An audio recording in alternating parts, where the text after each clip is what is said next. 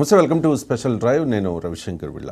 జగన్ సర్కార్ను పెకలించేస్తాం, ఎట్టి పరిస్థితుల్లోనూ జగన్మోహన్ రెడ్డి వచ్చే ఎన్నికల్లో గెలవకూడదు, వైసీపీ అధికారంలోకి రాకూడదు అని చెప్పి బాబు, పవన్ కళ్యాణ్ భీష్మించి కూర్చున్నారు. జగన్ నిన్ను అధపాతాళానికి తొక్కేస్తానంటూ పవన్ కళ్యాణ్ చెబుతూ ఉన్నారు.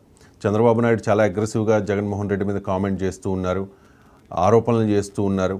పవన్ కళ్యాణ్ అయితే అంతకు మించి అన్నట్లుగా ఆరోపణలు చేస్తూ ఉన్నారు. శాండ్, ల్యాండ్, వైన్, మైన్, ఇంకా ప్రతి దానిలోనూ కూడా దోచుకుంటూ ఉన్నారు. నువ్వు ఏంటది సారాయి సీఎం అని చెప్పి కూడా కామెంట్ చేసిన పరిస్థితి. సో ఇటువంటి నేపథ్యంలో అనూహ్యంగా భారతీయ జనతా పార్టీ ఈ కూటమిలో కలిసింది. ఈ కూటమిలో కలిసిన తర్వాత భారతీయ జనతా పార్టీ నాయకులు, తెలుగుదేశం పార్టీ, జనసేన, ఈ రెండు పార్టీల నాయకులతో క్షేత్రస్థాయిలో ఇప్పటి వరకు కలిసింది లేదు, కార్యకర్తలతో కలిసింది లేదు. ఒక 6 లోక్సభ స్థానాలు, 10 అసెంబ్లీ స్థానాలు కేటాయించారు. కానీ ఆ స్థానాలు ఏమిటి అనే దాని మీద క్లారిటీ లేదు. అక్కడక్కడ చిన్న చిన్న ప్రపోజల్స్ వస్తున్నాయి. ఉదాహరణకు అనకాపల్లిలో సీఎం రమేష్ ఫ్లెక్సీలు వెలిసాయి. వెంటనే అక్కడ చాలామంది అబ్జెక్ట్ చేశారట, ఇక్కడ అనకాపల్లిలో పోటీ చేయడానికి లేదు అని చెప్పేసి. అండ్ ముఖ్యంగా ఇన్నాళ్ళు చాలా సైలెంట్గా ఉన్న భారతీయ జనతా పార్టీ జగన్ విషయంలో ఒక్కసారిగా అగ్రెసివ్ అయ్యే అవకాశం కనిపిస్తుందా అంటే చాలా క్లియర్ సంకేతం వచ్చేసింది. నిన్నటి సభలో మోదీ జగన్మోహన్ రెడ్డిని కనీసం శుతిమెత్తగానైనా కూడా విమర్శించలేదు. ఏదో లైట్గా చిన్న చిన్న విమర్శలు చేశారు. మంత్రులంతా అవినీతిమయం అయిపోయారు, ఇటువంటి అవినీతి మంత్రులు, అవినీతిలో మంత్రులు పోటీ పడుతూ ఉన్నారు అని చెప్పి మాత్రం కామెంట్ చేశారు. దేశంలో వచ్చేది ఎన్డీఏ సర్కార్ అని చెప్పారు. రాష్ట్రంలో కూడా ఎన్డీఏ సర్కార్ అధికారంలోకి వస్తుంది అని చెప్పారు. కానీ చంద్రబాబు నాయుడు సీఎం అని మాత్రం ఎక్కడా చెప్పలేదు. సో చాలా అనుమానాలు వ్యక్తమవుతూ ఉన్నాయి. వైసీపీ నాయకులు మోదీ మాట్లాడిన దాని మీద ఏదో లైట్గా టచ్ చేశారు. ఒకవైపు భయము, మరోవైపు అవసరము, ఇలా ఉంది రాజకీయం.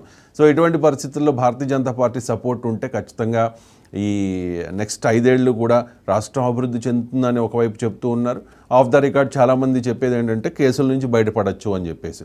సో కేసుల నుంచి బయటపడాల్సిన అవసరం ఇద్దరికి ఉంది. ఒకటి చంద్రబాబు నాయుడు, 2 జగన్మోహన్ రెడ్డి. అదే కదా అందరూ చెప్పుకునేది. ఎందుకంటే ఒకరు కాదు, ఇద్దరు కూడా బెయిల్ మీద ఉన్నవాళ్లే. ఒకరిది సుదీర్ఘమైన బెయిల్, ఇంకొకరిదేమో చంద్రబాబు నాయుడు గారికి వచ్చింది ఇంకొక బెయిల్.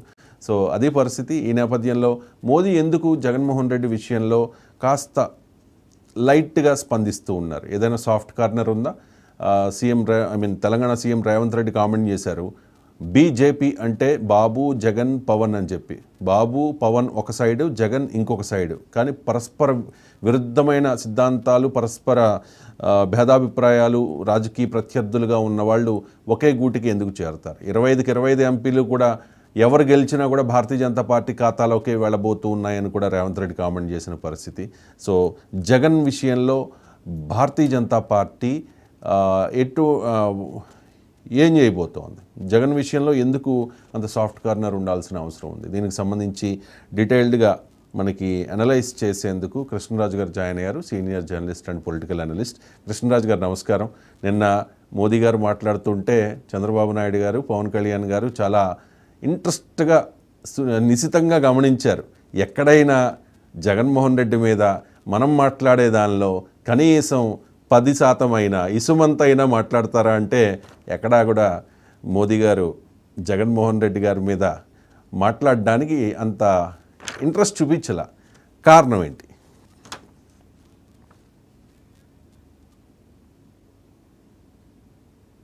వాయిస్ చక్కగా చేశారు. దాంట్లో అనేక ప్రశ్నలు కూడా సంధించారు మీరు, సందేహాలు, ప్రశ్నలు కూడా. ఇక్కడ ఒక్క మాట మనం వాడదామండి. అది జగన్ మోడియం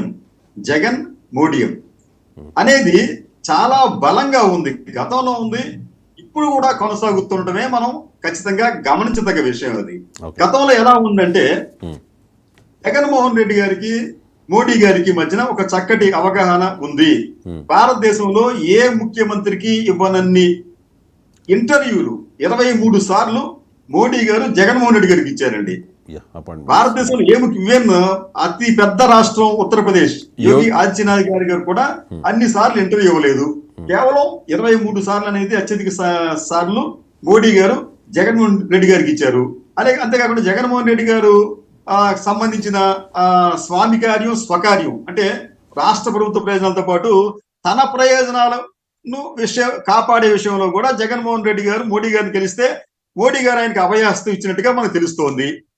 మూడో విషయం ఏంటంటే మీ నిర్మలా సీతారామన్ గారు ఒక సందర్భంలో జగన్మోహన్ రెడ్డి గారిని ఉద్దేశించి ఏమంటారంటే ఆయన జగన్మోహన్ రెడ్డి గారు మోడీ గారికి ఒక మానస పుత్రుడు లాంటి వ్యక్తి అని చెప్పి అన్నారు. ఆయన ఈ మధ్యన ఒక 4 days క్రితం అమిత్ షా గారు ఇండియా టుడే టీవీకి ఇంటర్వ్యూ ఇస్తే ఏం చెప్పారంటే జగన్మోహన్ రెడ్డి గారు మాకు వ్యతిరేకంగా 3 సార్లు వ్యతిరేకంగా మాకు ఓట్లు వేశారు పార్లమెంట్ లో.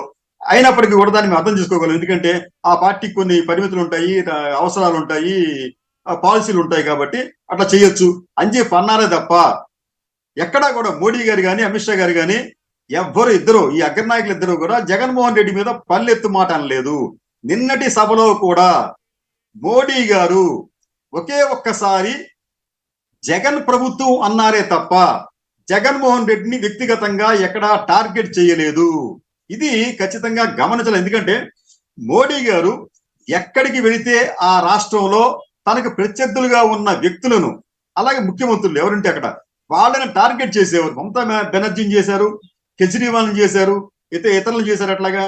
కానీ ఇక్కడికి వచ్చేటప్పటికి ఈ జగన్మోహన్ రెడ్డిని ఎక్కడా కూడా ఆయన వ్యక్తిగతంగా టార్గెట్ చేయలేదు. జగన్మోహన్ రెడ్డి ప్రభుత్వంలో మంత్రులు అవినీతిలో పోటీ పడుతున్నారు అని చెప్పి అన్నారు. అంతే తప్ప ఈ ప్రభుత్వం కాదు, మా ఎన్డీఏ వస్తే డబుల్ ఇంజిన్ గ్రోత్ ఉంటుంది కాబట్టి కేంద్రంలోనూ రాష్ట్రంలో కూడా ఎన్డీఏ ప్రభుత్వం రావాలి అని చెప్పి ఆయన అన్నారే తప్ప ఈ జగన్మోహన్ రెడ్డి ప్రభుత్వాన్ని అంటే అంతకుముందు పవన్ కళ్యాణ్ గారు చాలా ఆవేశంతో మాట్లాడారు. ఆయన మీరు చెప్పినట్టు చక్కటి మాట చెప్పారు మీరు, ఇది గంజా క్యాపిటల్ ఆఫ్ ఇండియా అని చెప్పి, అంటే గంజాయికి ఒక రాజధానిగా మారింది ఆంధ్రప్రదేశ్ అని చెప్పి అంటాం. ఈ సారా, ఈ శాండ్ మైన్, ఇటువంటి స్కామ్లన్నీ కూడా చేస్తున్నారని చెప్పి పవన్ కళ్యాణ్ గారు చాలా ఘాటుగా విమర్శించినప్పటికీ ఆ తర్వాత చంద్రబాబు నాయుడు గారు కూడా జగన్మోహన్ రెడ్డి ప్రభుత్వాన్ని తీవ్రంగా విమర్శించినప్పటికీ దాని ప్రభావం ఏమీ కూడా మోడీ గారి మీద పడలేదు, ఈ సమంతైనా పడలేదు. నిజానికి ఆ ప్రభావం పడుంటే ఆయన కూడా నిజమే, ఆల్రెడీ ఇద్దరు చెప్పారు ఈ ప్రభుత్వం అవినీతితో కూరుకుపోయింది, జగన్మోహన్ రెడ్డి మీద కేసులు ఉన్నాయి, ఇంకోటి అని చెప్పి ఆయన అనేవాడు ఆయన. కానీ ఎక్కడా కూడా ఆయన జగన్మోహన్ రెడ్డి